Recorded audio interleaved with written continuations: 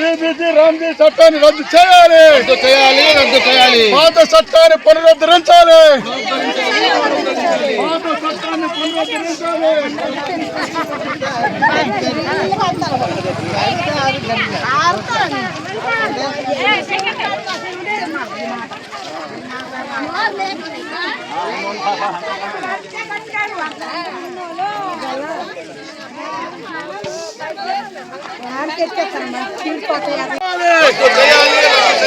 VBG Ramji చట్టాన్ని రద్దు చేయాలి, వీబీజీ రామ్జీ చట్టాన్ని రద్దు చేయాలి, పోరాడి తీరుతాం, సాధించి తీరుతాం, పోరాడి తీరుతాం, సాధించి తీరుతాం. బీజేపీ తెచ్చిన వీబీజీ రామ్జీ చట్టాన్ని రద్దు చేయాలి, బీజేపీ కూటమి తెచ్చిన వీబీజీ రామ్జీ చట్టాన్ని రద్దు చేయాలి, పాత చట్టాన్ని పునరుద్ధరించాలి.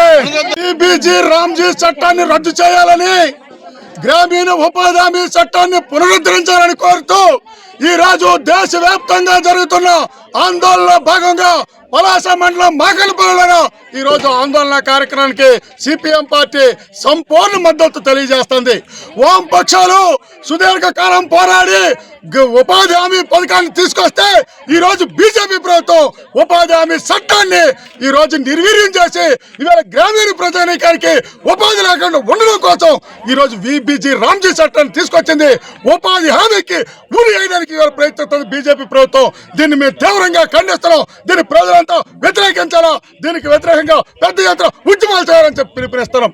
ఎందుకనంటే ఉపాధి హామీ చట్టంలో కేంద్ర ప్రభుత్వం 90% నిధులు ఇస్తే రాష్ట్ర ప్రభుత్వం 10% నిధులు ఇచ్చింది.